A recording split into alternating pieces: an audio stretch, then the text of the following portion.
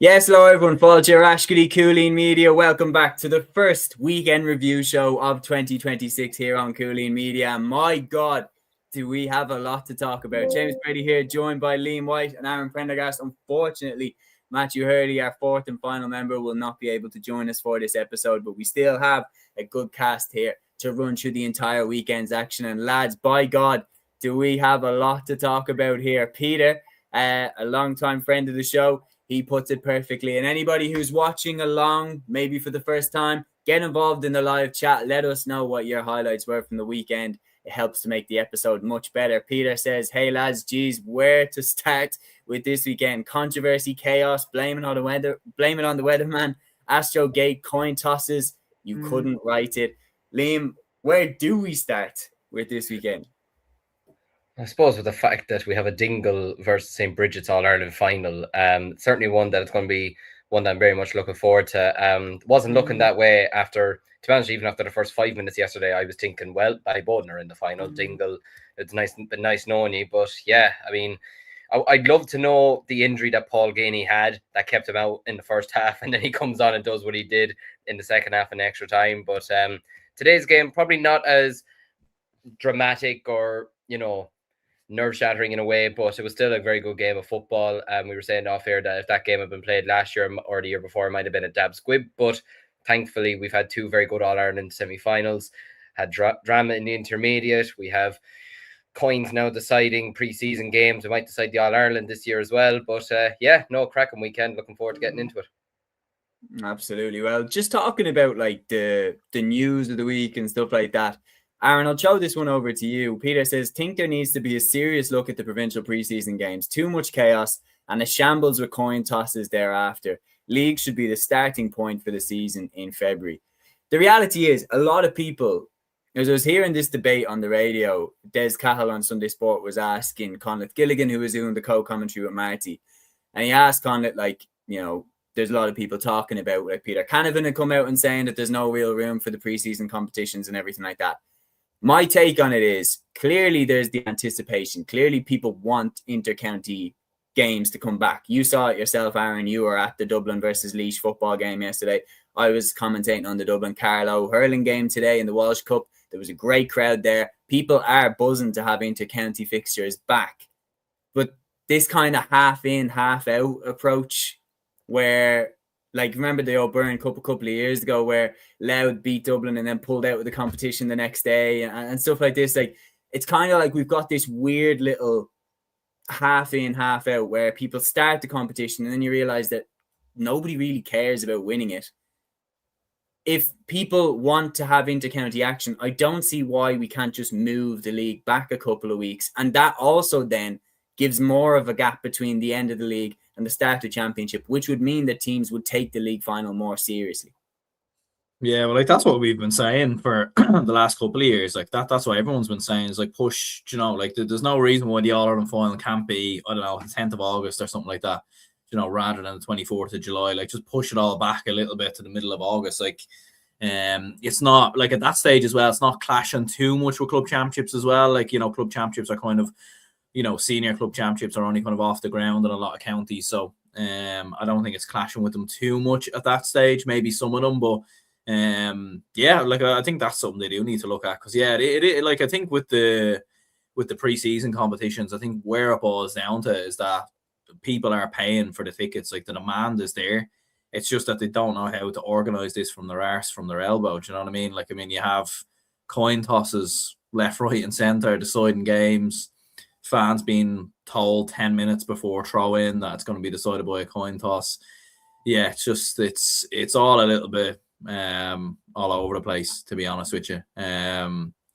Like if you're going to cancel the games, fair enough, but I don't know, maybe just both teams should exit the competition or just play it. Can you play the game the next day? Or I saw someone make a suggestion, just do a one-off penalty shootout. I really don't know, but yeah, coin toss does sound a little bit mad in 2026 that we're still deciding games of football and hurling by a coin toss. Like it's just, it's a little bit mad.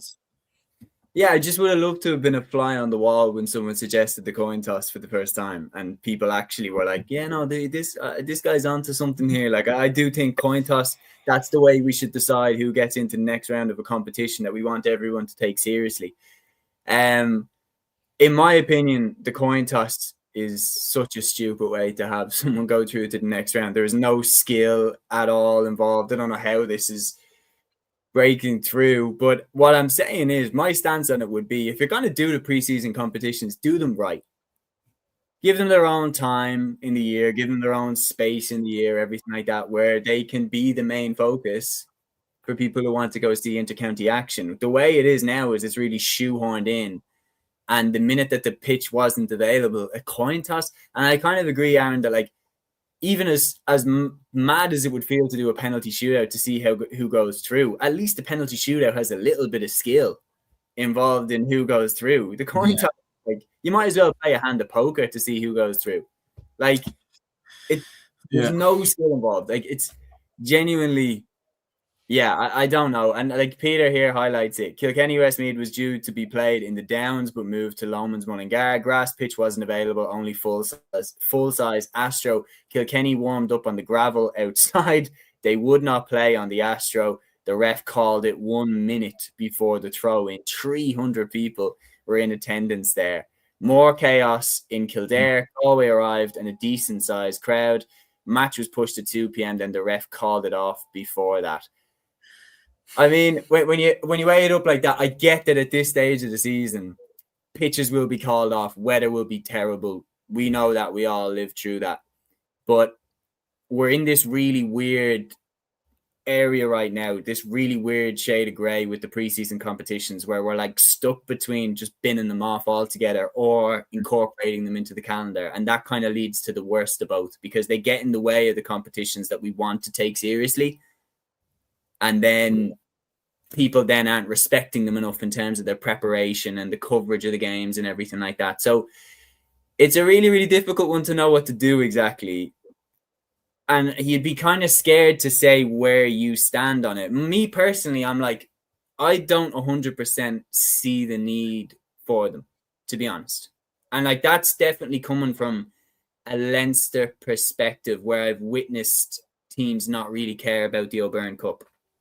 Like, I know that up in Ulster, the preseason competition is really much more important, as shown by 7,000 plus that turned up to Armagh Tyrone.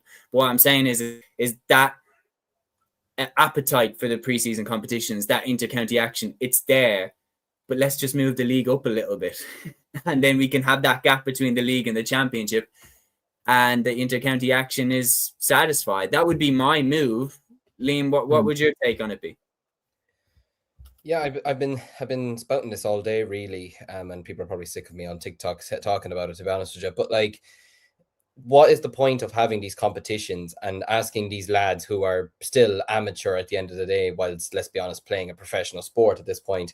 What's the point of asking these lads to train throughout November, throughout December, and throughout January to then pull matches on the day, a minute before throw-in, 10 minutes before throw-in, half an hour before throw-in, and then decide a coin toss?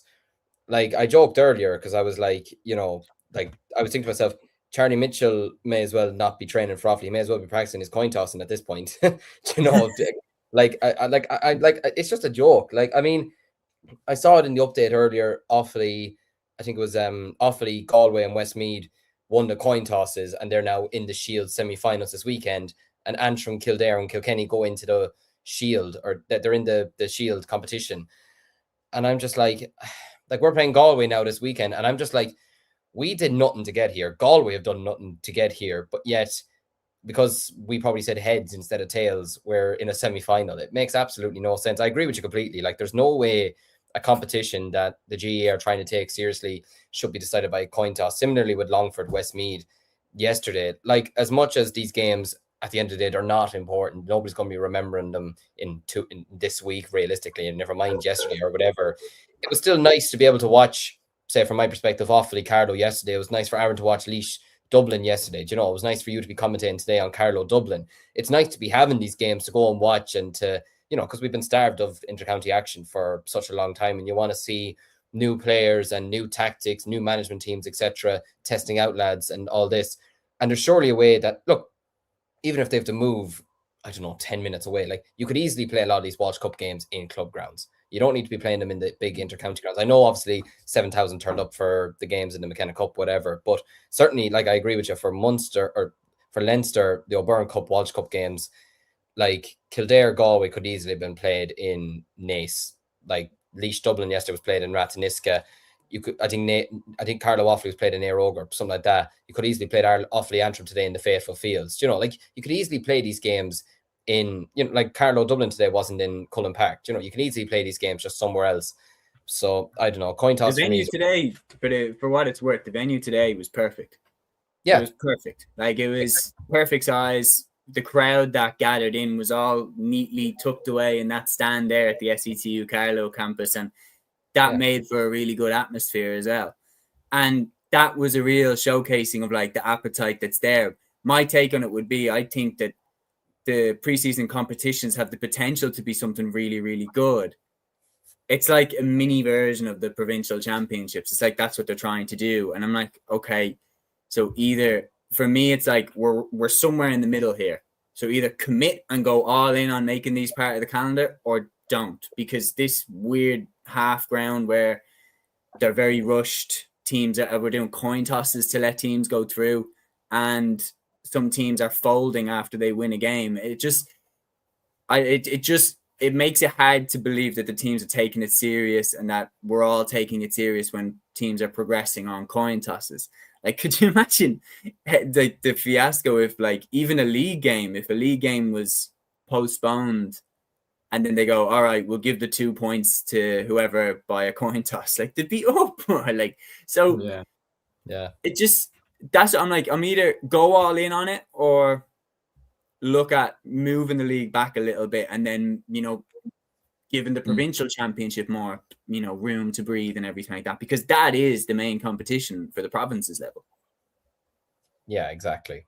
No, I completely agree with everything you've said there. And I was even agreeing with what Aaron was saying there. Like, I don't see, like, even playing the All-Ireland finals now in July just seems like it's a bit much. Like, to be moving it so far back from the first weekend or the third weekend in September back all the way to July. I thought August was actually a perfect time for the All-Ireland finals. Like for me, Galway Limerick in 2018, it was the first year that they had the finals back in August.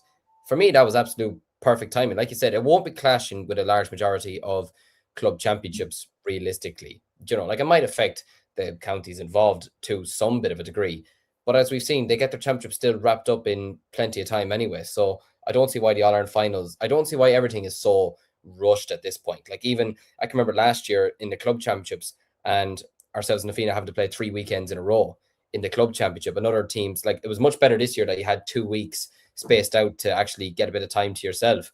So I don't know. I think we could be spacing out the league a bit more, spacing out the championship a bit more. And if you're going to give respect to these competitions, then give respect to them, give them the proper chance. Otherwise, then just scrap them and just go back to counties finding their own individual challenge matches. I think, yeah, because the other thing as well, what Conlett said on the broadcast, Aaron, is that, like, teams are going to be playing challenge games anyway. Like, we all know that this is what counties are doing at this time of year. Players that aren't playing colleges, players that do have a bit of time. This is when managers are using this, you know, but then that brings me back to my point. Then could it be a situation of move the All-Ireland final into August, move the championship up a little bit, move the league up a little bit, and make room for these competitions? Absolutely, yeah, like, definitely. And even, like, if worst came to worst, like, they could play the game, you know, like, behind closed doors somewhere, something of that nature, refund the supporter, so at least there's a match still taking place. But it is interesting, like, with the O'Byrne Cup as well. I don't know how it works in some of the other preseason cups, but, like, they have the Shield as well. So, you know, like, even if you lose a game, there's another game still after that. So even if a team tries to pull out, like, there's still another game actually that they'll still need to play. And that's even why, like, even with Westmeath, Longford, like, they probably should have just nearly had that as a straight knockout game, then, you know, scrap the Shield, play that game again, you know, like, on a different week or whatever. But yeah, they just need to push it back, to be honest. Like, I'd be in agreement as well. Like, if the O'Byrne Cup went, you know, like I wouldn't, like last year it wasn't there, didn't really think too much about it or miss it, you know. It's just when games are there and, you know, a few friends or whatever, like will we go, and you're like, yeah, sure, why not? But at the same time, if the game wasn't on this weekend, I wouldn't have really cared that much, and I don't think many of others would as well, you know. So if they do have to scrap it, then fine, but you know, you can't have it, get rid of it, bring it back, but then half-arse it, you know what I mean? They need to kind of kind of have a bit more of a plan. And it is kind of like it is a bit mental that nobody actually thought that this was a possibility. Do you know what I mean? Like first week in January, you know, first weekend in January, and especially a lot of the games are being played in like club grounds as well. So, you know, a lot of the pitches won't be absolute top best, you know. So it's mad that nobody thought of like a contingency plan or something. If these things happen, what will we do? It's like as if nobody thought of anything, and then last minute they panicked, and some owl out at the back, like, just what about a coin toss? And then like, yeah, sounds good. Yeah. You know what I mean? Like, pick a number between 1 and 3. Yeah. Like it's just it's a little bit mental. Like, and you do feel bad for the fans that like went to some of these games. Hopefully, they're all especially because at this time of year as well, man, like a lot of players are getting their debut for county. And especially like a lot of families would travel down to this game wanting to see like their son or daughter play in the county games for the first time ever. Like it's a real proud family. You know, if they travel all the way down only to find out the game's not going ahead, and oh well, you picked heads and it was tails, so you're actually out of the cup now. So goodbye. Yeah. Like I don't really know how I would take that if it was someone in my family that was playing for the first time ever, everything like that. So that's my kind of thing. I think what we're getting at is either go all in and move the inter-county season back into August and give the competition some time to breathe, or move the league back and give the fans clearly what they want is they want inter-county action now, so give it to them a little bit earlier. That's what I'd be kind of saying. But I think that's what we're all in agreement on. We have a fantastic question in here from Mike L8998 is the @ that's what it's popping up as. Great question. Liam, does the massive success of Galway clubs in all 4 codes over the last 25-30 years compared to their county just disprove the connection between club and county success? Obviously, that's across all 4 codes. We've had Currafin winning 3 in a row in the men's football. We've had Kilkerran and Clonbyrne winning 5 in a row in the LGFA. We've had Portumna and their success. The Galway hurlers did get 1 All-Ireland out of it. In Camogie, that's the exception. They've won, you know, a few All-Irelands in the last 10 years, including this year. And then, of course, Sarsfields and Athenry have been very successful on the club. We'll get to Athenry in a minute. But that's a really good question. In the other 3 codes, is it a case study in that? There absolutely is. And I've taught this for a very long time with club and county. Like the difference in it is absolutely astonishing. Like a lad who absolutely shines on All-Ireland final day for his county could be absolutely shambolic for his club the next week or for that season, to be honest with you. And like I've taught this for a number of counties and a number of clubs, to be honest. I mean, you could take all 3 of our counties and clubs. I mean, like Cúilín and Nafina have both won All-Irelands, both being Dublin clubs in the hurling. But then obviously Dublin haven't won an All-Ireland in a long time, or haven't won a Leinster for a while. With Offaly, like I nearly don't have a prayer thinking Offaly could win a Leinster title or an All-Ireland the last number of years. But then when my club or St. Rhinus or someone goes into the Leinster Championship, I think, yeah, they could probably win it, you know. Or even with Cork, you know, like what was it? Was it between like what 2016 and last year, 2024, that there was no Cork club team that won a match in the Munster Championship, but yet Cork have been in how many finals in the last 15 years? Do you know, like it does show a big disparity between club and county. And like you mentioned there, Galway is a big example. I mean, what was their last football All-Ireland? I'm trying to off the top of my head. Was it 2000 or was it 2001? When was their last football? I think it was 2000. Yeah, 2001 was the last football. Yeah, 2001. For the men's anyway.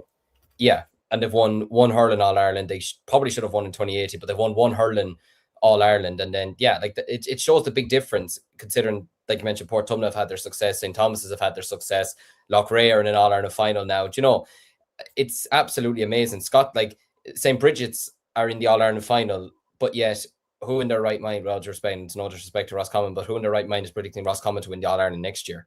Do you know what I mean? It's the difference between club and county is absolutely astonishing, to be honest with you. Like even St. Martin's winning the Leinster Club Championship, but yet I don't think Wexford will do much in the Leinster Hurling Championship this year. Do you know what I mean? It's absolutely amazing, the big difference between club and county. But look, I think it's the natural beauty of it, though, that your local club, your small town club or whatever, can absolutely rise up through the ranks and win an All-Ireland.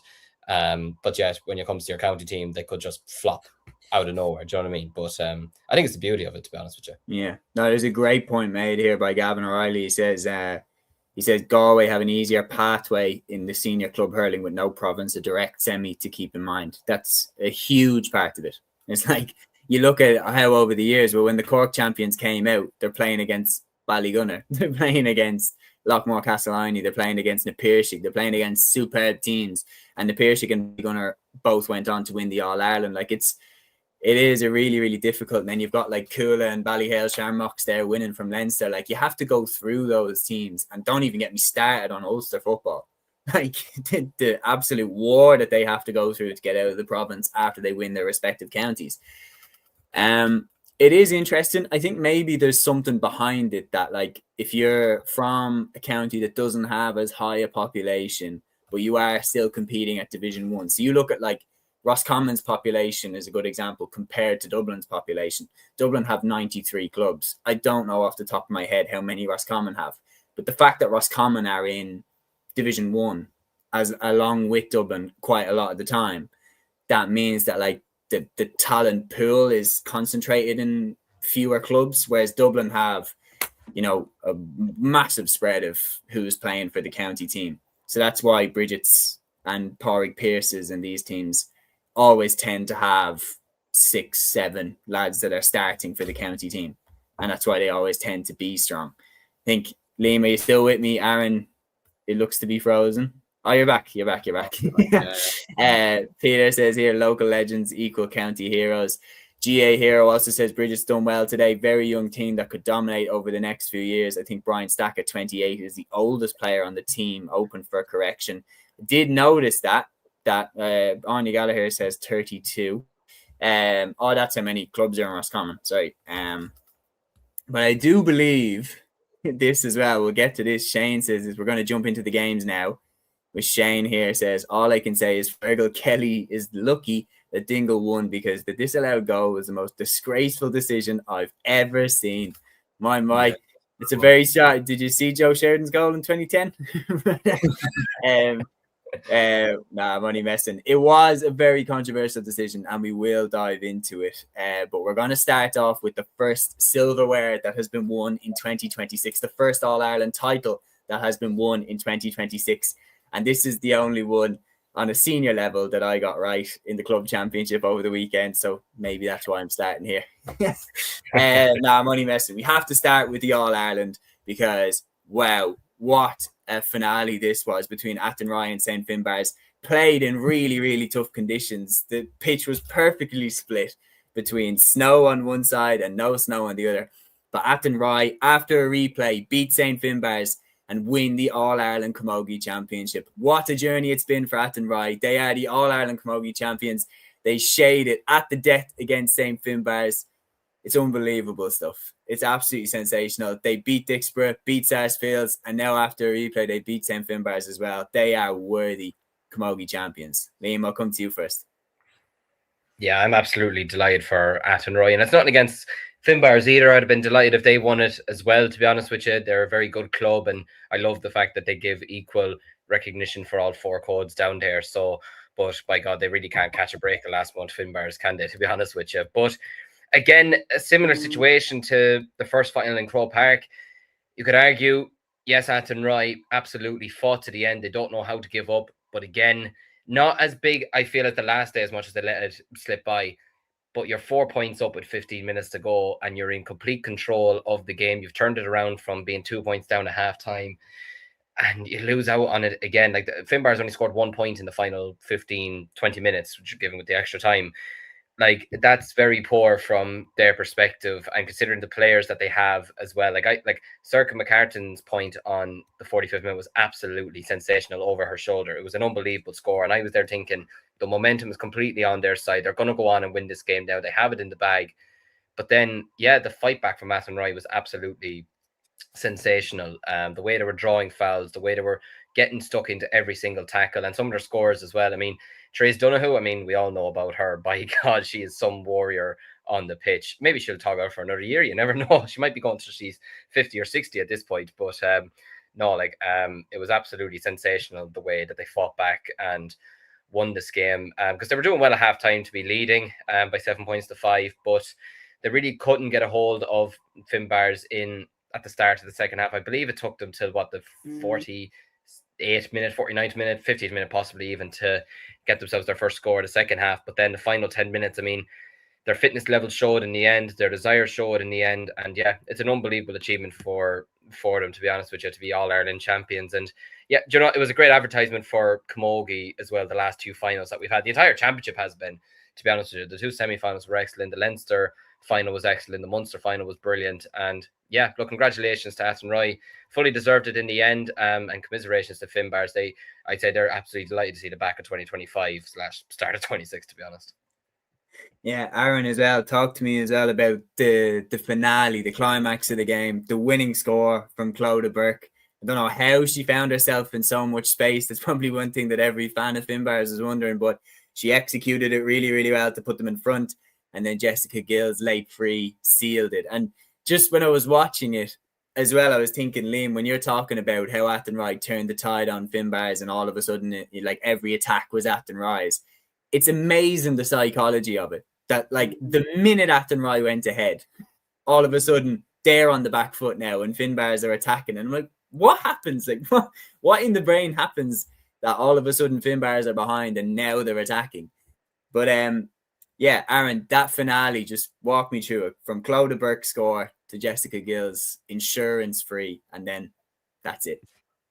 Yeah, it was an incredible finish, really. And it's probably maybe a bit of a trend of the weekend, like having teams, you know, go in front and everything else and not really know how to defend or how to manage it. Like we saw something very similar happen in the Ballybowden Dingle game, maybe a little bit different in Brigids Scottstown, but yeah, it was an extraordinary finish, really. Like just 1 point in the final 15 minutes from St. Finbars. And once again, it was very similar to the drawn game. Like Athenry, just, you know, their never die attitude. Like right at the end, as you said, with Clodagh Burke getting the decisive point, Jessica Gill getting one straight after that. But as we were saying, like even Therese Donoghue was outstanding. Alwyn Rabbit as well, getting a big score sort of towards the end. And yeah, incredible stuff really from an Athenry perspective. And it probably does sum up the year and the season that they've had. Like they've, you know, like we were saying kind of in the preview, like the Bars have probably, you know, fought there, or the Bars have maybe had games won kind of easily enough, you know, like they've had far much more scoring power and far much more dominance in regards to that. But Athenry have maybe had to fought their way through the games a little bit, and you know, like that was very much what they did. Like it was interesting, like they started the game very, very well. There were 6 points to 2 up in the opening 20 minutes. But as Liam was kind of saying there, like the Bars kind of after half time, really, like they really, really kind of stepped up and kind of took over the game. And you were thinking, are Athenry going to have that same, you know, because it's one thing coming back once to draw in a game, but to do it again, yeah, incredibly impressive stuff. And yeah, huge congratulations to Athenry. You have to give massive credit to Athenry for their mettle, for the steel, and for the composure that they showed when the game went into the melting pot again. You have to give a huge shout. Like the way that game went down the home stretch, the way that they didn't budge, the way that they didn't panic, everything like that. You have to give massive shout to Athenry for their mettle that they showed going down the home stretch. They never panicked, no matter where the game was at. The steel that they showed, the way that Clodagh Burke slotted over that point that put them in front, the way that Jessica Gill slotted over the free to put them clear, and the way that they defended that final Finbars attack. Derbla Higgins is an absolute warrior at centre half back, one of the best players in the country right now, inspirational captain. Therese Donoghue looks like she could still play midfield for Galway. She's absolutely fantastic. And then as well, just a wonderful way for the manager, Joe Rabbit, to put it all as well and make it all. Just a beautiful touch from the manager, Joe Rabbit, as well, to talk about the late Kate Moran in his interview afterwards with RTE. He said she's the extra 16th player that we had there in the drawn game, 6 points down, and again today, 4 points down, came back to win by 2. So referring to Kate Moran, of course, who tragically passed away as their 16th player. And no doubt Kate would have been on the field was she not taken from us. So a beautiful way to put it there for Joe Rabbit. I'm delighted for Athenry. They've been on a hell of a journey, and there's no question about it. I'm delighted for Athenry. The journey they've been on to beat Sarsfields, beat Dixborough, to nearly have it taken from them as well at the last hurdle, but to fight back and get the draw and get the second day out, and the way they fought back to win it. This is a sweet one, and they're worthy All-Ireland champion. They're worthy All-Ireland champions. Congratulations to all involved. Yeah, I was stumbling over my feet there with that one. Liam, when you look back on it, where's the key? Where's the difference? How did they win? Well, they simply won because they had the belief, to be honest with you. Like, you can talk tactics all you want, or you can talk about matching up players or whatever, but look, I don't want to say the Bars maybe thought they had it won. I feel like that's maybe what let them down the last day. But that was kind of the thing that we probably leaned on the day of that final. We're thinking, who was this going to benefit? You know, who was the draw going to benefit the first day going into the second day and having the Christmas period? Do the Bars learn more that the game's not over till the game's over and they can't let it slip? Or do we learn more about Athenry and their fitness levels and their never say die attitude? It was a strange, I think it both happened again here. Look, there's nothing between these two teams. Let's be honest with you. There's absolutely nothing between these two teams. They're both fabulous teams, and Finbars would have been worthy All-Ireland winners as well. But I just think Athenry, like, they just went those extra few yards, even drawing the last couple of fouls in the game as well, and just having that extra bit of belief. Maybe Finbars didn't have that belief in the end. Maybe I don't know. Look, I don't know the Finbars dressing room or anything like that, or what they were thinking coming down the home stretch. But Athenry, you're right on some level. They wobbled. When Athenry went at them, they wobbled. Like, to not score in the final 15 minutes, that's where they have to have regrets there. Oh, 100%. But yeah, look, Athenry, they just have better use of the ball in the end. They were creating space for themselves a lot easier.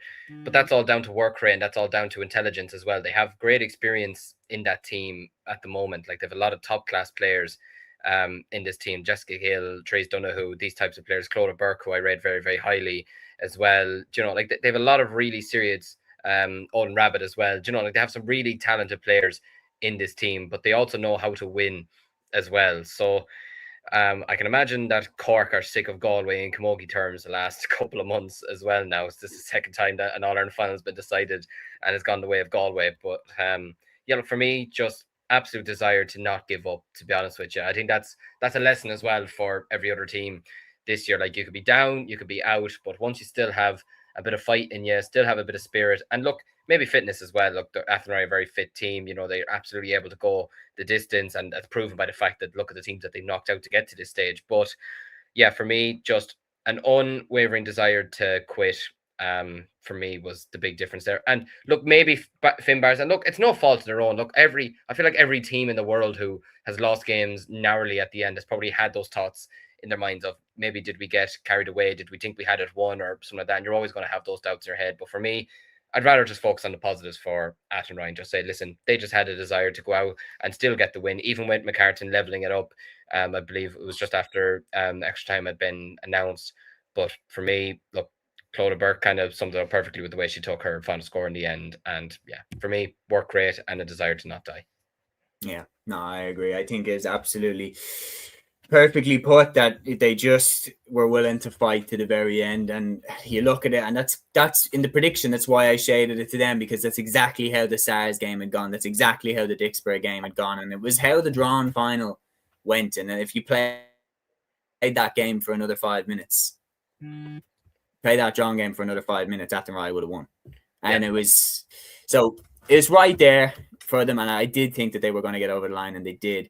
Mike said so many links to the Athenry team that won 3 All-Irelands in 5 years in the late 90s, 2000s. Joe Rabbit was captain for 2 of them, similar to the Stars' father-daughter links to their double All-Ireland wins. Absolutely. Peter says Athenry's composure was key. Bars were still stuck mentally in the drawn final. Galway's hurler, Pádraig Mannion, is the Athenry coach. So it's not a bad man to have on the sidelines there from an Athenry perspective.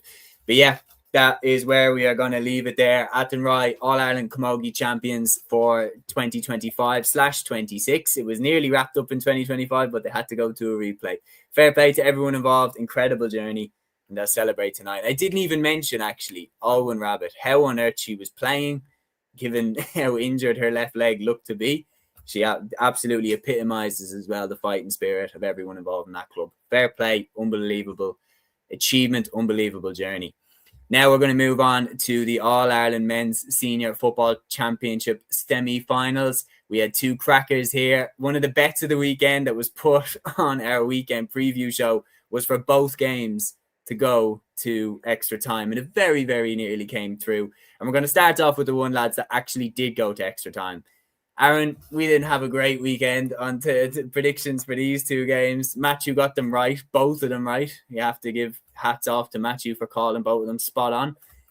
But the one caveat I will say is I don't know how on earth Ballybowden did not win this game. Ballybowden St. Enda's losing to Dingle. Dingle 126, Ballybowden St. Enda's 124 after extra time in Páirc Uí Chaoimh. Dingle led for the first time in this game when Paul Gainey put them in front with his 2-pointer free at the end of extra time. And then when Mark O'Connor scored his point to put them 2 clear, that was the first time that Dingle were in front in the entire game. Ballybowden led 7-0 after 13 minutes. They led by 115 to 8 points, 6 minutes into the second half. How are they not in the All-Ireland final, Aaron? Yeah, it was incredible, really. Mental game, definitely. I suppose, obviously, we've only started the year, but I think when it comes to the end of the year, we'll probably look back at this game as maybe one of the games of the year, to be honest with you, because this just was absolutely incredible. But yeah, to be 9 points up at half time, probably should have been further in front. I do agree with that comment earlier, I think, from Shane in terms of the Dingle goal. I don't know how the referee didn't give that. I think he gave it because he thought it was a double hop. But you can clearly see when you see the replay that he's clearly just catching the ball and it falls on the ground. He bounces up off the ground. So yeah, Bowden got away with that as well, to be fair. And the mad thing was, even in the second half, Bowden were getting away with things as well. There was there was that one chance which the Bowden keeper saved, then it hit the post moments after. I think it was Tyg de Bruyne. Then obviously they get the goal from Tyg de Bruyne. But yeah, Ballybowden will be absolutely kicking themselves because they were so dominant. They had so many chances, and even after Dingle got their goal, Bowden were still chipping away with points. Ryan O'Dwyer, was kind of getting a few. McGarry as well, and you still felt like they had them at arm's length. And then I don't know what happened. They kind of just panicked. And even that chance at the end from Colin Basquel, in normal time. Don't get me wrong, it's not an easy free. And given the circumstances, given the pressure, it's certainly not an easy one. But you'd still back a player of his quality to put that over the bar. And he didn't just put it wide, he basically put it out for a line ball. It was incredible, really, how wrong he got it. And yeah, then in extra time, bizarrely enough, you were thinking Dingle are coming in with the momentum. So they're going to be the ones here that are going to start extra time strong. But it actually went the other way. Ballybowden were 3 up. You're thinking, right, they've got it back to where they were. And then again, fair play to Dingle with Paul Gainey in particular, 8 points. He was absolutely outrageous. But yeah, they just panicked. They were shooting for 2-pointers when they didn't even need them at one stage towards the end of the game. And yeah, they completely panicked. And I think it probably Matthew, to give him credit, was probably right, in fairness, in saying about Ballybowden maybe not having had those tests, although they have had those tests in Leinster. I think, or although they have had those tests in Dublin, you could see kind of very visibly towards the end that Dingle have been in these battles, whereas Ballybowden haven't been. Well, apart from the Dula games, the one thing I will say is that I'm not someone to I threw this into our group chat that I said, look, the good thing about this game is that you don't look stupid for picking Bowden and you don't look stupid for picking Dingle, regardless of who wins in extra time. Both teams have clearly shown that they can beat each other. But the reality is I'm now not going to go back and say, oh, I shouldn't have picked Ballyboden, because as you said, Colin Pascal definitely has the capabilities to slot over that free at the end of full time. And if he does, Ballyboden win. And then we were right. So I don't think it's worth looking back on and being like, oh, well, Dingle were always going to win. They weren't. Like, Ballyboden definitely let this slip.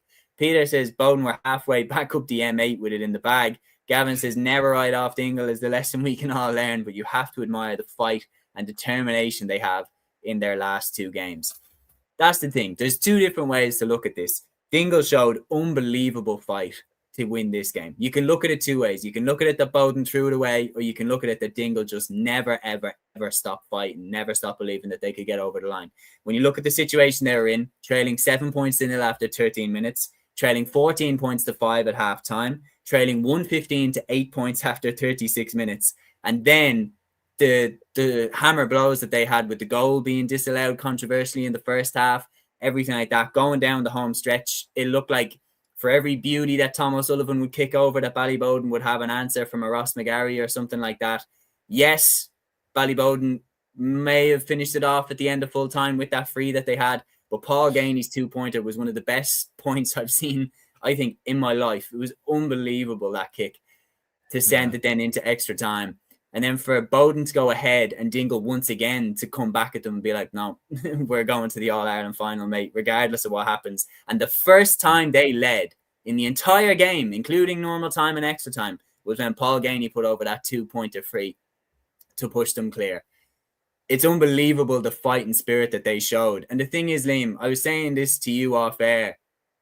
Like, a lot of people will look at this and go, oh, well, Ballyboden should have closed the game out.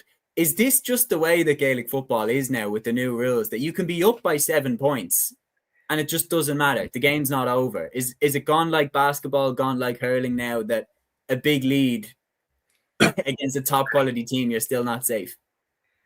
Big leads mean absolutely nothing in football anymore, to be honest with you. But that's the beauty of it. Like, how many games last year or the years before gone that a game could be 5 points to 3 and you're thinking, oh, well, the team that has 5 points has already won the game. Do you know, unless there's a miraculous goal at the end or something. Whereas now, I mean, the biggest example, I know Meath won the game in the end, but I mean, Meath were 17-5 up against Dublin last year, and yet Meath won the game by 4 points.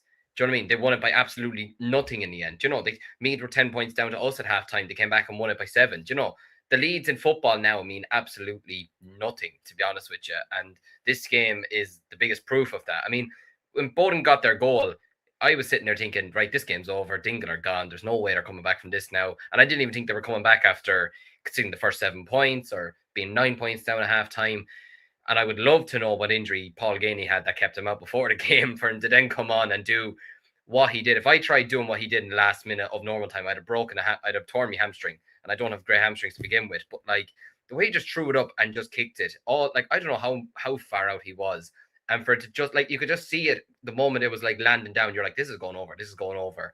And the roar from the Dingle crowd is absolutely sensational. But it just shows you the quality of player that he is, to be honest with you. But you mentioned him there, Tom O'Sullivan. My God, some of the points that he got outside the boot. There's particularly one down in the far corner towards the stand side, one of the stand sides, the larger stand, and the way he just kicked it outside of his boot and it just curled in inside over the bar. Like that's just class, to be honest with you. You can try and stop him all you want, but when you have quality like that in your feet, and you've quality like that in your team, then it's unbelievable. So you got to give great credit to Dingle. And like you mentioned there, you wouldn't look stupid predicting either one of these teams to have won at the weekend. Me personally, if I was on during the week, I was sick during the week, but if I was on, I probably would have gone Ballyboden, I'll be honest with you, just because I thought they were very impressive in the Leinster Championship, and I thought maybe if the Bars had gone through, I thought maybe they could have taken down Ballyboden, but I didn't know if Dingle had enough potentially to take them down. But like we wouldn't have looked stupid either way, no matter who we did pick.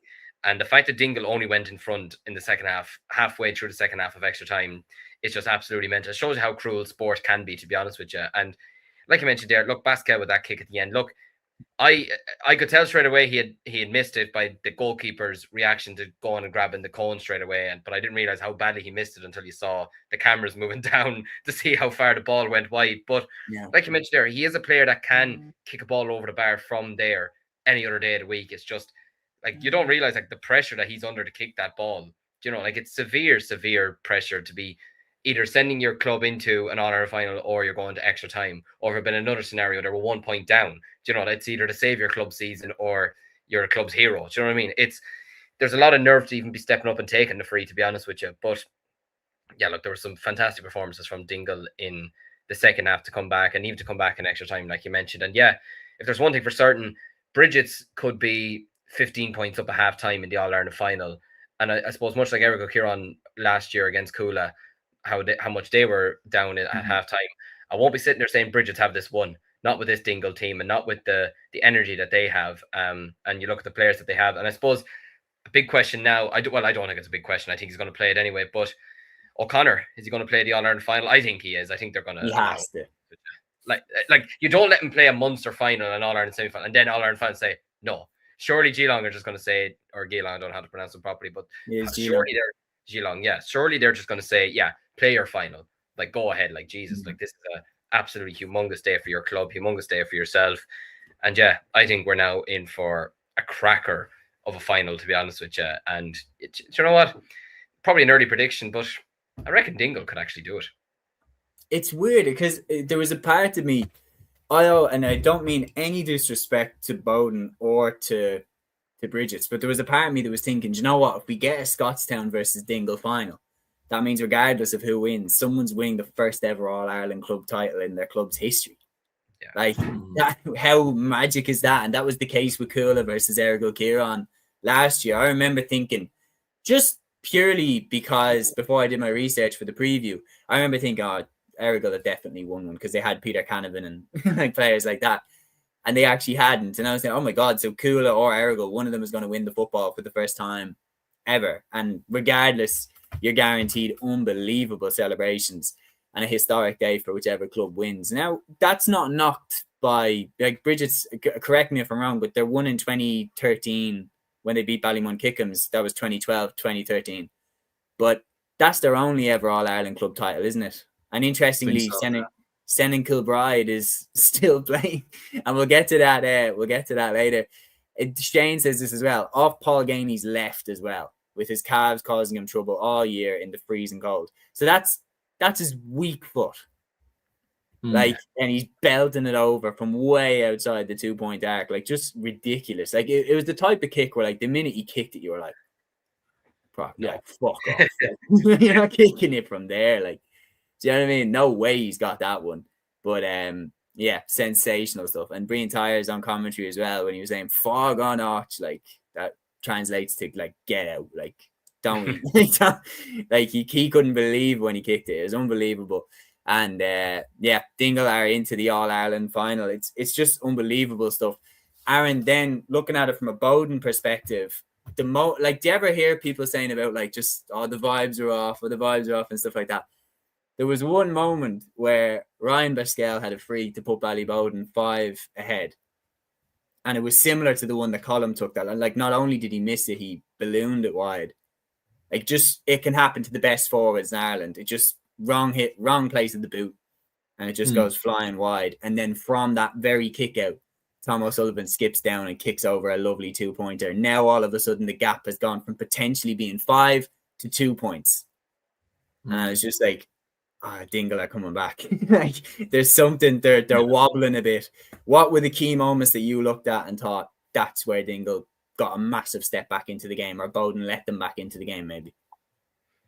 Yeah, like I think that was definitely a big moment, but it was probably nearly after Ballybowden's goal a little bit, like, or even throughout the majority of the half. Like, when you were looking at Brigids and Scottstown, and we'll get onto that a little bit later, like, Brigids had kind of a similar lead, probably even a shorter lead with Scottstown, but Brigids were able to manage that far better. Any ball that was going in, they were getting men inside their own 45, they were turning the ball over, they were aggressive in the tackle. Ballybowden weren't that at all. Like, any long ball that was going in there, you felt like Dingle could have got a couple of goals there. And that moment where, as I said, where it hits the post and the keeper's forced to make a save, like, that felt kind of significant as well, because it just felt like every time Dingle ran at Ballybowden, they were cutting them apart and they were cutting them open. Yeah, and as you said, the Tom O'Sullivan point was absolutely key as well. Like, there was a couple of misses for Ballybowden. Like, it wasn't just the Colm Basquel one.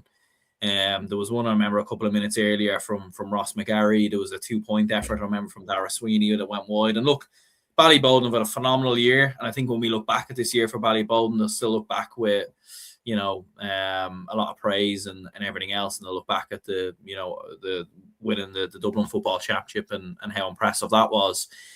I think it was fitness levels maybe as well. Like you saw, like Ryan Basquel was having a brilliant game, and I know he got married recently as well. So you can't really blame him for not finishing the full 70. But he was having an incredible game. I thought like you could just see with the fitness a little bit of some of the players that kind of did die out a little bit. Maybe it was a few pints at the wedding. I don't know. Over the Christmas, the Christmas and your wedding. Exactly. Christmas That's what wedding. Imagine trying to keep the lads off the beer. Imagine trying to keep the lads off the beer if they've got a wedding and Christmas and New Year's. It's not possible. That would have been tough. I don't care who you are. It's not possible. That would have been very tough. Well, I have to say, massive congratulations to Dingle. They have absolutely, put out a 5-star display, especially considering the position that they found themselves in. Like, there's no getting around it. They started the game terribly, and the way that they dug themselves out of that hole and never, ever, ever stopped going, the determination, they never let it die. Hat off to them. Worthy winners of this game, and they're into the All-Ireland final where they will play against the Roscommon and Connacht champions, St. Brigids. St. Brigids are back in the All-Ireland final where they were 2 years ago, where they lost to Watty Grange Glen, of course, in that final. They're back seeking to make amends for that. They beat Scottstown by 116 to 112. St. Brigids shade Scottstown in this semi-final. Aaron, I'll go to you with this one first. It was always going to be a tight game. What made the difference? I think it was interesting. Like with Scottstown, they have all the individual talent, the individual brilliance, as we know. With Rory Beggan, with Conor McCarthy, Jack McCarran. Jack McCarran scored 1-3 today.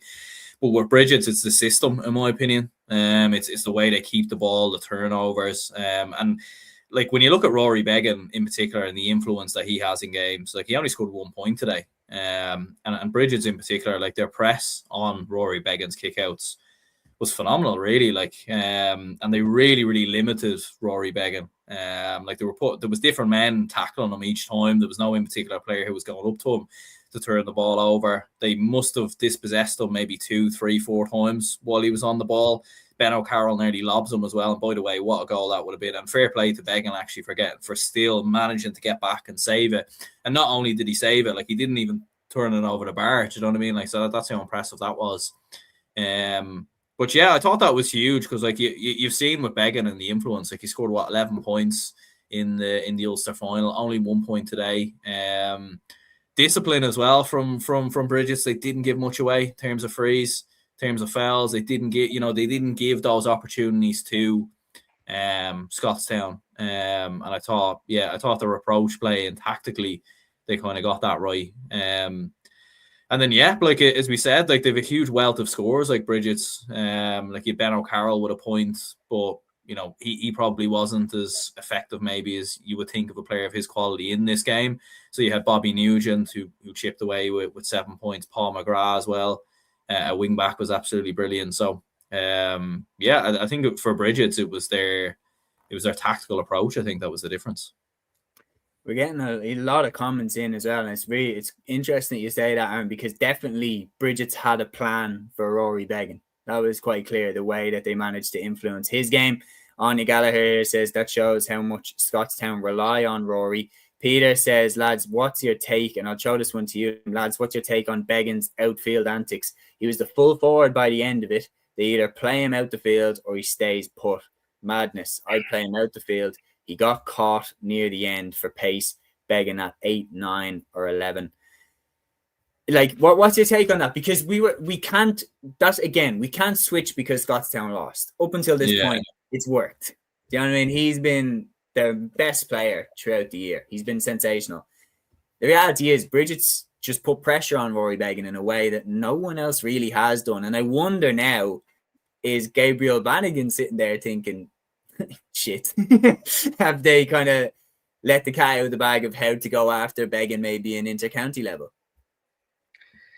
I don't know, to be honest with you. Like it just shows how mad. At the same time, this is the other side of football now. It shows how mad the game has gone. That, like you mentioned there, he's been playing mostly outfield in the game rather than in goals, and it shows how much the role of a goalkeeper is evolving. Because it's similar in soccer. Years ago, you're just told stay in your goal line and don't move an inch. You get a nosebleed if you go outside of your area. Whereas now, keepers are running up the field taking 65s or 45, kicking 45. Well, they may as well be kicking 65s now as well. They're capable of doing that, and they're getting involved in the play. They're in the build-up. They have to be as fit as a fiddle at this point. A large majority of goalkeepers now are playing outfield for their clubs. Do you know what I mean? Like, I know Began is obviously playing in goals here, but like you mentioned there, I mean, it's crazy to be sitting here saying that we limited the goalkeeper to 1 point. Like, how we weren't saying that 5-10 years ago. We limited the goalkeeper to 1 point. Could you imagine we were saying that about? I know Stephen Cluxton took frees for Dublin for years, but you imagine if like Kerry's tactic was we got to stop Cluxton scoring 3-4 points today. Do you know what I mean? Yeah. Like, it's absolute madness, But yeah, look, I it's a strange one. I'm not for it. I'm not against it. I think, look, your goalkeeper's job, first of all, is the goalkeeper, and that's that. And if you're someone like a Niall Morgan, if you're someone like a Rory Began, and you're Stephen Cluxton in his prime, if you're able to kick the ball over from 45, 65 yards out, then absolutely brilliant. And sure, you could be in the build-up from time to time, maybe in a careful, cautious way. But like, you're asking too much then if you're playing in midfield as a goalkeeper, or if you're playing on the other half of the field. For me, it just doesn't work. And like I said, Bannigan there now could be thinking to himself, especially in Ulster as well now this year, with how competitive Ulster is going to be this year. And I firmly like this Monaghan team as well. I think Monaghan can potentially do something this year, both in Division 1 and in the Ulster Championship. I thought they did well last year in last year's championship. I thought they were maybe unlucky not to beat Donegal, just a disastrous second half last year let them down. But this could expose a lot of tactics. This could just expose a lot of what Bannigan's planning could be for the first round in a couple of weeks' time in the league. But yeah, look, it's an unfortunate perspective from Scottstown. Look, it'll probably work for them in the Monaghan Championship next year or this year again, or could work for them in the Ulster Championship to get out of Monaghan as well. But against a Brigids team that are so sharp defensively, they have a very good system in place. You've Cunningham in charge, who knows the game inside out. You're just leaving yourself exposed, to be honest with you. Yeah, nah. I do think, look, the reality is you're always going to run the risk. And we've seen like the worst example of it when Donegal took Oran Lynch to task in the Donegal-Derry game a couple of years ago, when Donegal absolutely ransacked for goals. They weren't getting caught in that way, but there was a couple of times where he had to put the skates on and get back. And I do think you are playing with fire a little bit there, but Began's so good that it's kind of worth it. The only thing that I would think is the more running he's doing, surely that is impacting his legs when it comes to taking those big boomer kicks that he takes on. Surely the less running he's doing, the more power he has in his legs then to kick those ones over from 50 meters. It's really, really interesting. And again, we don't know. And like the reality is Dave McKaig has done a sensational job as Scottstown manager, and he knows how to get the best out of Began, clearly by the 11 points he kicked in the Ulster final. But the reality is in this game, I think Brigids just had a different approach, and it was successful for them. Peter here talking about Brian Derwin's goal, contender for goal of the year. Jack McCarron's goal was absolutely class. What a ball into him as well. And the way he turned onto his left, bang, into the bottom corner. Unbelievable finish. We were treated to some spectacular scores. But as Anya Gallagher here saying, how did Sean Trundle block that ball? Lads, when you're talking about what wins All-Irelands, that block from Sean Trundle is the stuff that All-Ireland winning teams are made out of. You think Conor Gormley's block for Tyrone in 2003 in that All-Ireland final, this was akin to that. Like, just the way he managed to get back on the line, perfectly timed to stop McCarron's shot. If Brigids go on and win the All-Ireland now in the final against Dingle, this is the moment that they look back on and go, it could have all fallen apart in that moment. But Sean Trundle, what a heroic piece of defending that was. Aaron, I'll go to you.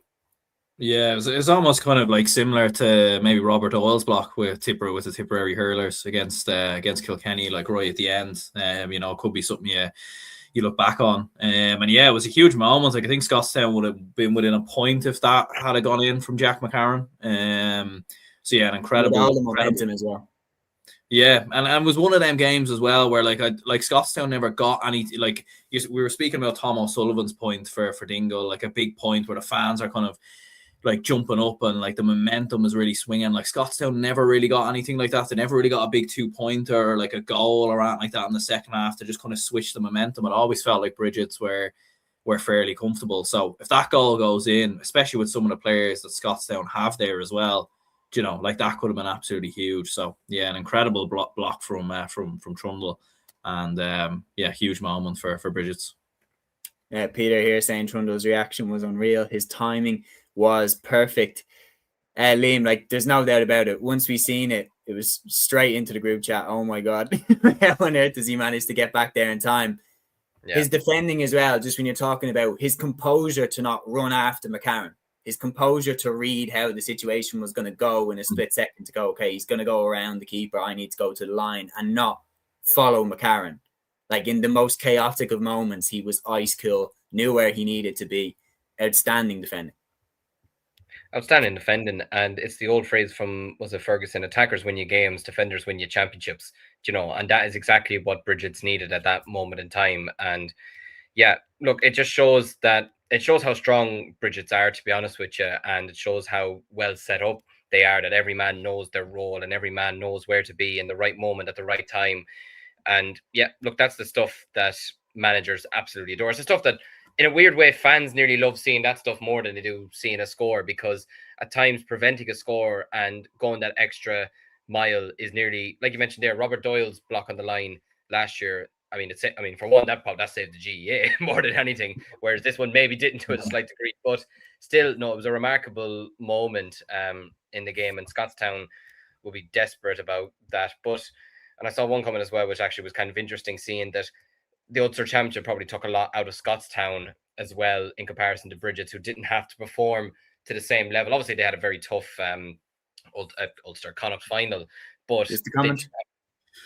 Yeah, exactly. Just for Scottstown, I mean, you mentioned it there. Ulster in both inter-county and club level is so difficult for every single player up there. It's a trek to win it, and you saw how much Scottstown needed to go to the bottom of the barrel to win the Ulster final against Kilcoo, you know, and have to go to extra time and everything like that. Whereas for Brigids, I mean, look, I know they had a replay in the Roscommon final, which this all just hurts even more, considering Pádraig Pearses could have beaten Brigids and I could be looking like a genius right now instead of Aaron. But yeah, it's but no, Brigids are a fantastic team. They're so well set up. And for Cunningham, I believe, didn't Cunningham beat Brigids in 2013 or something like that? I think I saw it earlier. With Gary Castle. Yeah, with Gary Castle. And now he's led Brigids to an Ireland final. I mean, swings and roundabouts as well. It's a small world. But yeah, no, look, Brigids are in fantastic shape going into this final. It's going to be a very hard one to call, to be honest with you, because Dingle is just chaotic, whereas Brigids are a lot more calm. So it could make for a very interesting view, to be honest with you. But yeah, look, that block and saving his team, you love to see it from a supporter's point of view and from a manager's point of view as well. He'll be getting the biggest pat in the head tonight. There's no question. Yeah, speaking of the management, Anthony Cunningham made some brave decisions going down the home stretch. Gavin talking here about let's go for Brigids to win this game. Ben O'Carroll only scoring a point, which was insane. But I found there's so much more he can give. Like going down the home stretch when the game looked like it might go into extra time and you might need a winner or something, he takes off Ben O'Carroll. Then he takes off Bobby Nugent. And I was like, what's going on here? Why is he taking off all of their best players? It's like Scottstown needing a winner and taking off Jack McCarron and taking off Rory Began or something like. But it's really, really interesting. Kilcuddy is saying Scottstown dominated the last 15 but only scored 2 points still. Rue those missed chances. Still a fantastic year. I mean, when you put it like that, they were on top a lot. They were winning a lot of kickouts and they weren't turning those chances into scores. And you do look at it and you go, Matthew said it in his prediction that you can't keep scraping through games. You can't keep doing it. Eventually you're going to get caught.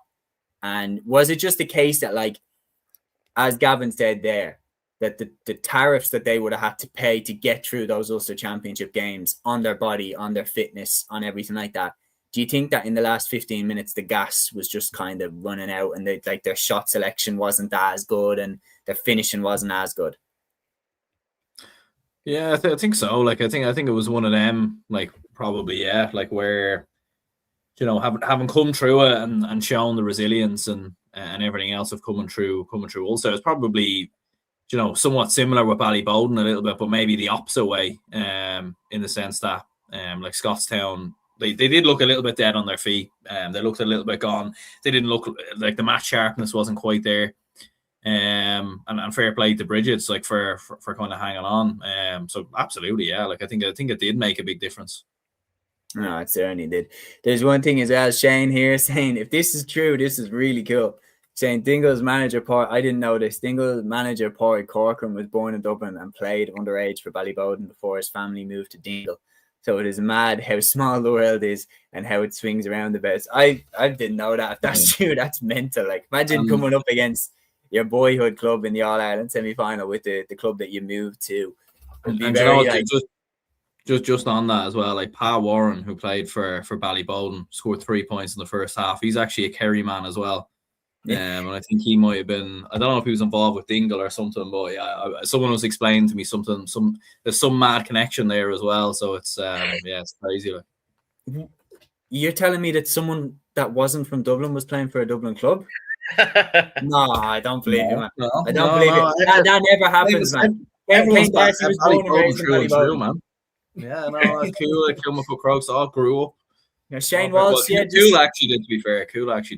But Cúilín did, and that's why I loved Cúilín's All-Ireland win, because those 15 lads that started and the subs that came in were all Cúilín lads. No one was transferred in on that Cúilín team, which made their Dublin win even a breath of fresh air, because Kilmacud, and to be fair, you have to give a shout to Ballymun Kickham's as well. When they won it in 2020, to the best of my memory anyway, I could be wrong, but I don't think they had anybody who was not from Ballymun playing for them. So that's the kind of thing that I like to see in the game. I get that transfers need to happen sometimes.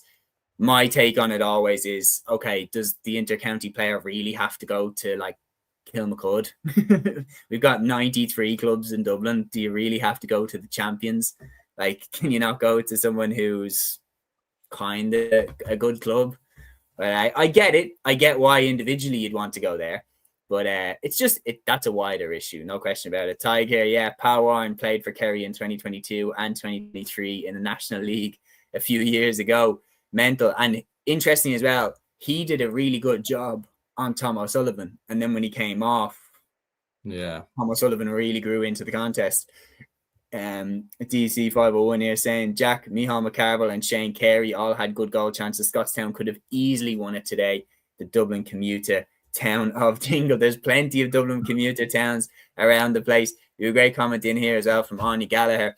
And this is what is different for St. Brigids versus Dingle, because St. Brigids have unfinished business with the All-Ireland club final. She says, look at the Glen players when they won the All-Ireland. They came back a week after. Well, just looking at that, British boys are probably looking at Davy Burke isn't the manager anymore. He'd probably have them in training this week before the All-Ireland final. If he had them in training with the county. I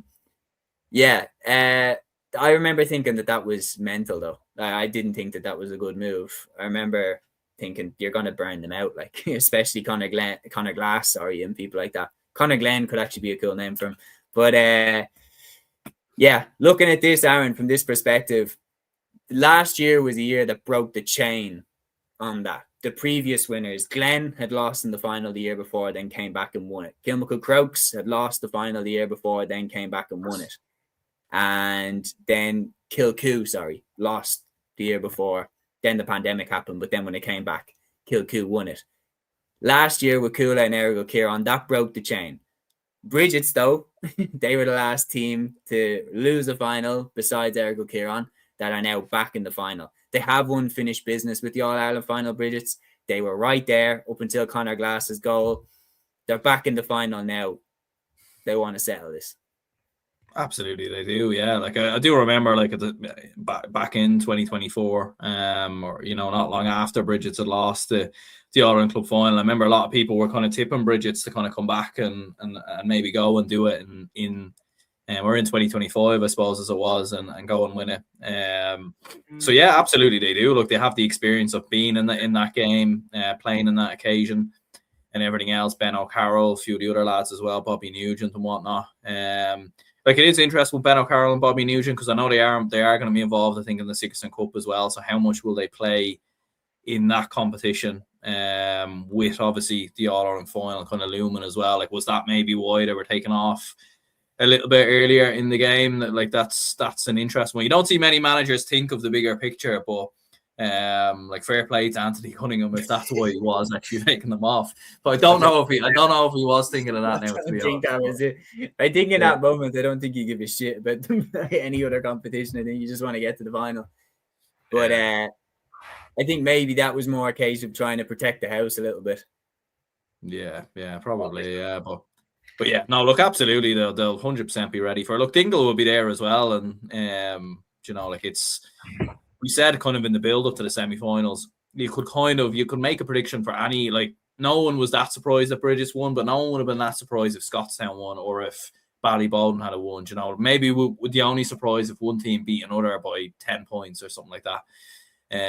So yeah, like, going into the final, I know we'll predict it when it comes around, but it's a very, very hard final to call. Oh, it certainly is, no question about it. We'll make the predictions for that in 2 weeks' time.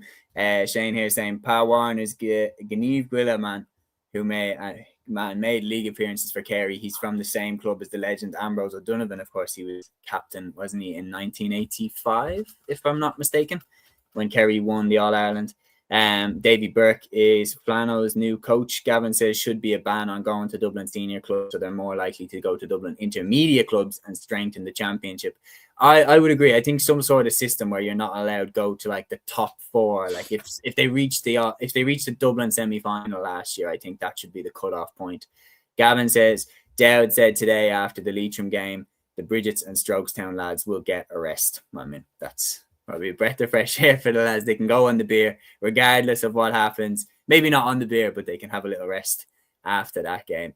But we're going to move on from that game now. Fair play to St. Brigids, beating Scottstown and progressing to the All-Ireland final. It's going to be some contest. We're going to give a shout as well to the intermediate and the junior semi-finals, of course, which took place across the weekend. Pairing these two together, Liam, I'll go to you first. On Gael tucked 18 points, Salins 114. Sorry to Peter as well. Peter, I'd love to get your take on this game, especially the free at the end.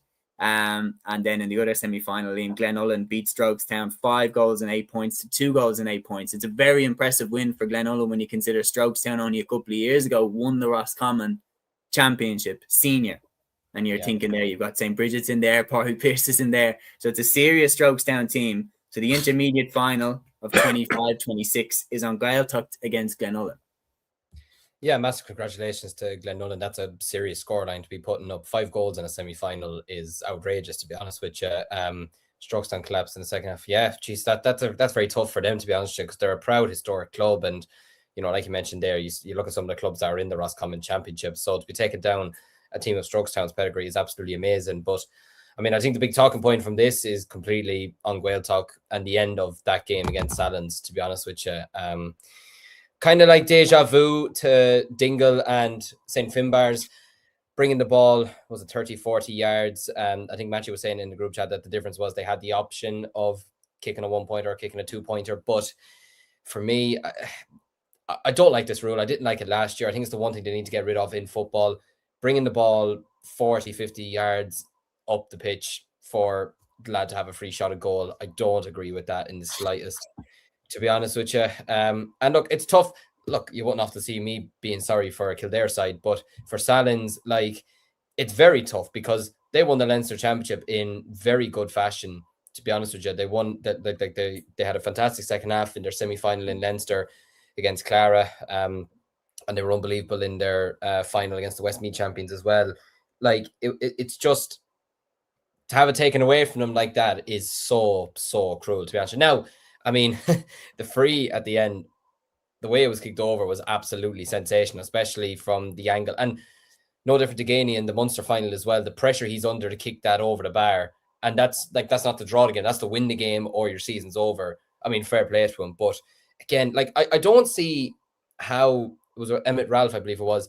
I don't see how he was able to give the ball back to on Gaeltacht in that position. Like, I could be wrong here, but I don't see how he was able to give the ball back, to be honest with you. Like, it was, for me, ridiculous decision. Like, and this whole thing of handing the ball back to the opposition and trying to be nice and all that, I think I'm going to go full Dunlop Cusack. Bullshit is what I call it. Handing the ball back.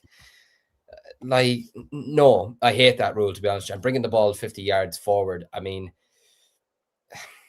and Joe Brown, I'd have none of it, to be honest with you. Absolutely none of it. You see, it's weird. I can kind of get behind the idea of it because, like, especially if you're losing, it used to always really piss me off when like a team would blatantly time waste, blatantly get involved. The shithousery would begin. Oh, someone's hamstring's gone. Oh, someone's contact lens needs to be put in and all this stuff. And I kind of liked measures being made to reduce that somewhat. Oh, my thing is I'm like, I think maybe we could start looking at maybe a little bit of a distinction between not handing the ball back isn't as bad as like standing in the way of someone trying to take the quick free. Like, you know, for example, like 2017 All-Ireland final. And I hate to use this example. Sorry, Aaron. But 2017 All-Ireland final, Dean Rock kicks over the free. The Dublin players just rugby tackled the Mayo players to the ground and wouldn't let them take the kick out and stuff like that. And they were just like, blatantly, we're not letting you. We'll take a yellow card, whatever it takes. We're stopping you from getting this kick out away. That is a situation where I'd be happy for it to be brought up 50 meters. Obviously not in the moment because I want the Dublin to win. But like objectively, cases where teams are being like absolutely getting in the way of you taking the free. They're standing in your way, they're pushing you, or they're dragging your jersey or stuff, or like, do you know what I mean? Situations like that, I can get behind maybe 50 meters. But in a situation where maybe it was a little toss, or like you look like you kind of tried to give the ball back or maybe threw it down, not 50 meters for those ones. Is that possible? Yeah. I'd say it probably is. Like, I don't know. I just feel like it's extremely harsh to be... Cheers, Peter. I just feel like it's extremely harsh that you're being punished. Like, okay, I agree with you. Like, there was a lot of nonsense that was going on with time wasting, and it still happens even to this day. But or lads standing in front of each other or trying to stop each other, jumping up and down, trying to stop the opposition from taking the free quickly. And especially in hurling, a lad will just absolutely rise the ball and go and try to wallop both man and ball, to be honest with you. But I think, like, bring it up 10 yards at best, 15 yards if you have to, but to be bringing it up 50 yards for me, like, you're bringing it up from one end of the pitch to the other in the space of 2 seconds.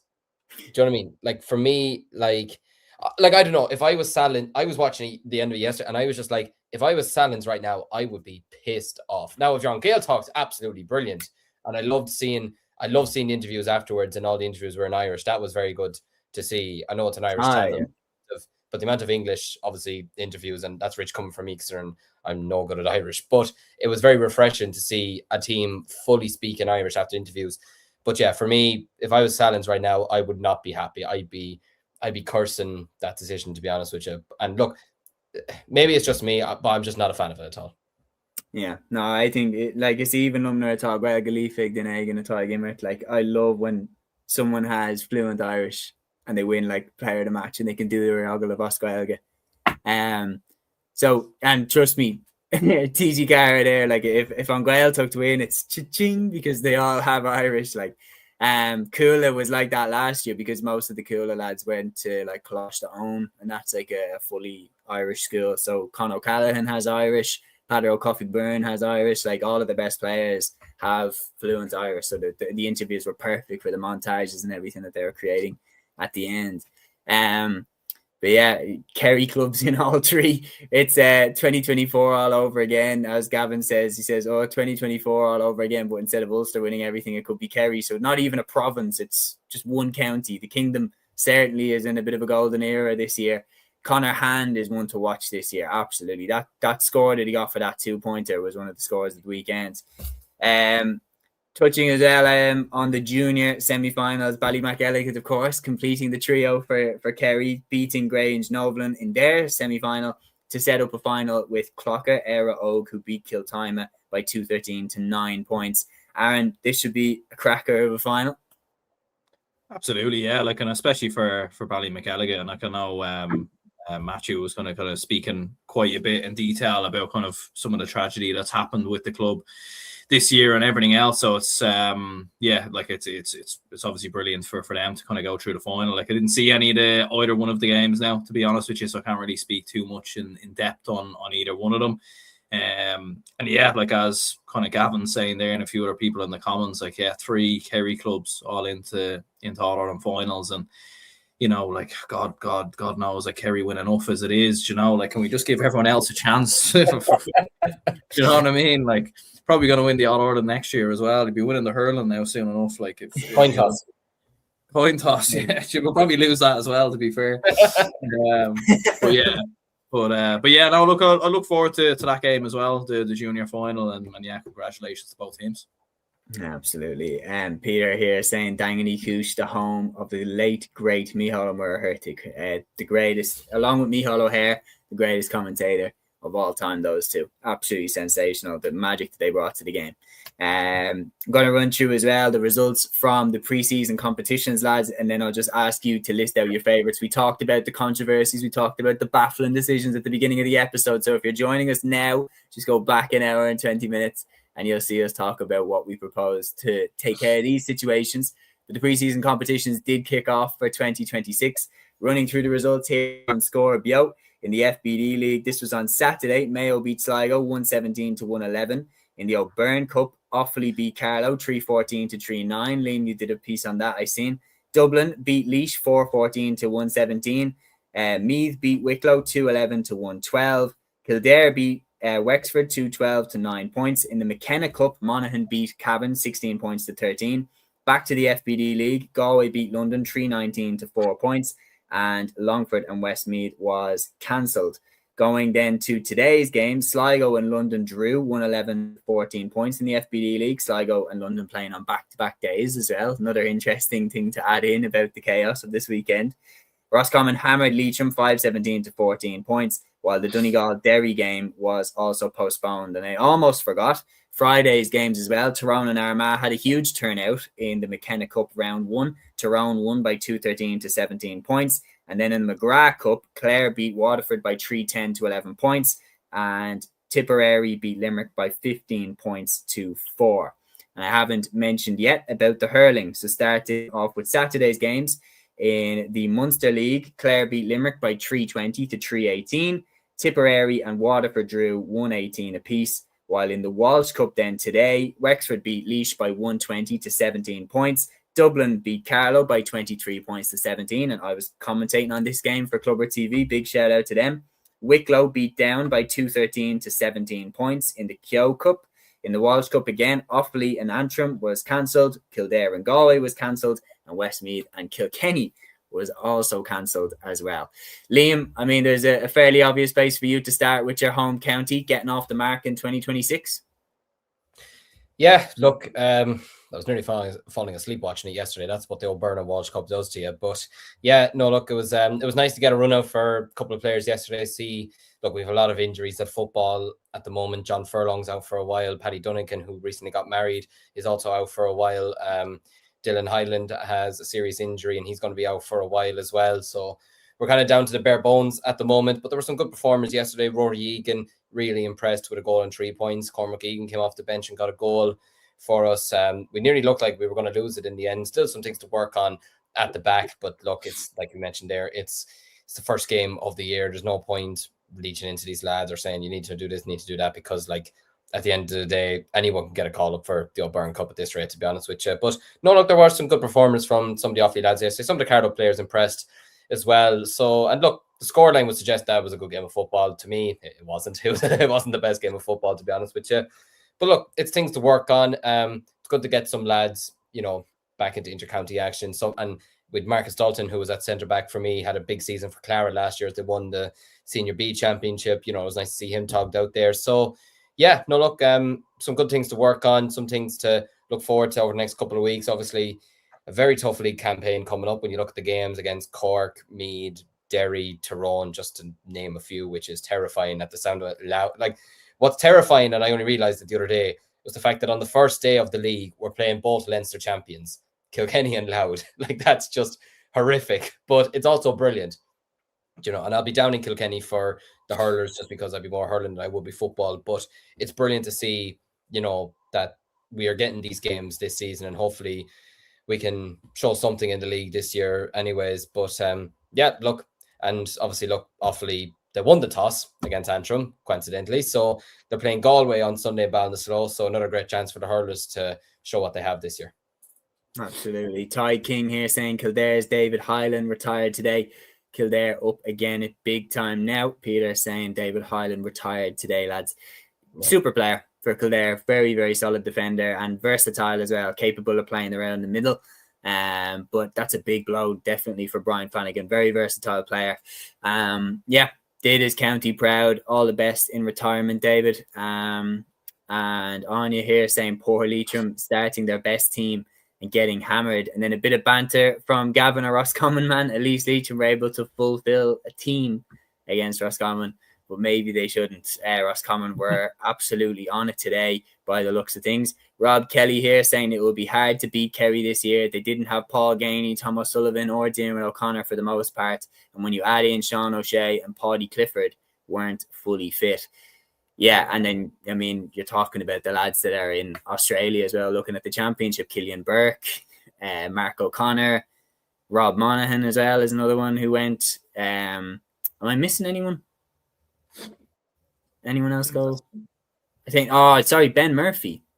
Ben Murphy from Austin Stacks. He looks like a baller, and then he's gone as well. Like, so Kerry somehow are still winning All Irelands despite not being at their full potential of what they could be if they had Killian Burke, Mark O'Connor and everything like that in the team. So really, really, really interesting to see how the next year will develop. I want to give a big shout as well to the game that I was commentating on, the Dublin-Carlow game. Dublin took it very serious. 5 players started the game for Dublin that started last year's All-Ireland semi-final against Cork. 5 players started the game against Limerick in the All-Ireland quarterfinal. Like Diarmuid O'Dooling started. He was player of the match. He was brilliant. Scored 11 points. Conor Donoghue started. Conor Burke started. Like Paddy Smith was a full-back. Sean Brennan was in goal. There were some big names on the team sheet. Carlow had Martin Kavanagh playing.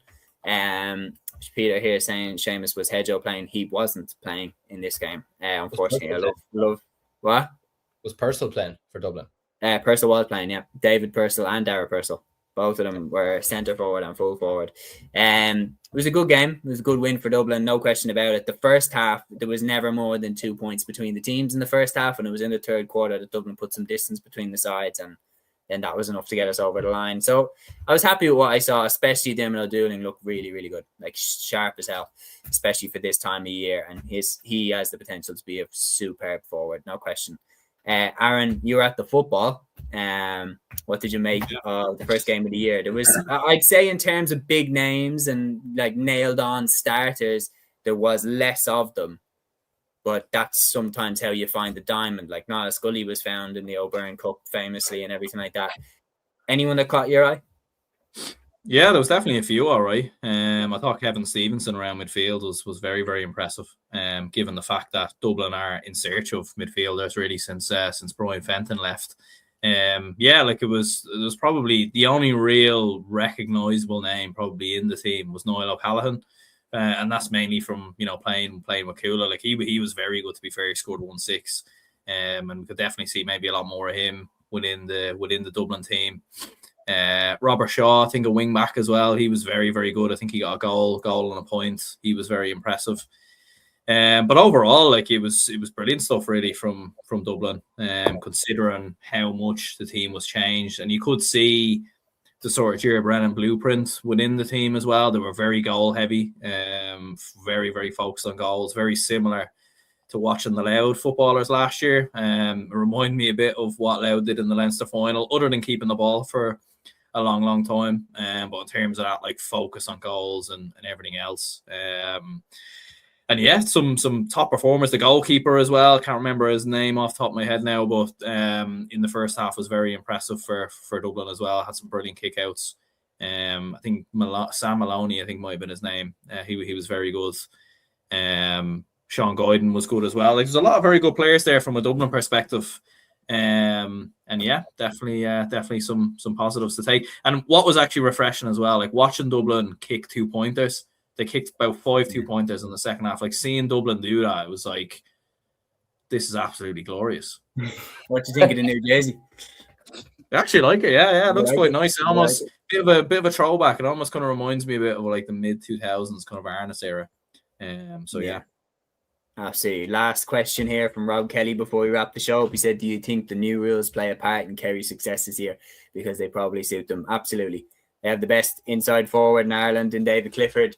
These new rules guarantee that he gets more space, which is great news for the fans, but terrible news for his opponents. And you've seen it this year. He was at his brilliant best. And you look as well, not just at David, but like they're fast movers. Like there's more free flowing nature to the game, and Kerry have so much pace. That's why I think Brino Buglik had one of his best years. Gavin White had one of his best years. That open road is really in front of them, and the ball moves a lot quicker. And when the ball is moving a lot quicker, the team with more pace will thrive, and no question about it. Kerry have a lot of pace in their team. Paddy Clifford as well is another one who's thrived under the new rules. Peter here saying, thanks a mil, lads. See you Thursday at 8 p.m. Yeah, well said there, Peter. We'll be back with the weekend preview show next Thursday at 8 p.m. to run through all of that upcoming weekend's action as well. So make sure to tune in for that as well. And we also have a little something special coming for you with regards to the league action. Our first in-person show, we'll be putting that out across the channel. We've managed to rent out a studio, and we will be posting that across the socials. A full preview and predictions of the Allianz Leagues for 2026. So keep eyes peeled. We'll be dropping that across all of our socials. The National Leagues 2026. I cannot wait to go into the new year with that. Lads, it's been an absolute pleasure. Thanks so much to everybody who got involved in the discussion. You really helped to make that episode really enjoyable. We had a bumper weekend of action. We're back with the GAA in 2026. We'll be back on Thursday at 8 p.m. Until then, ta-ra. Instinct, baby.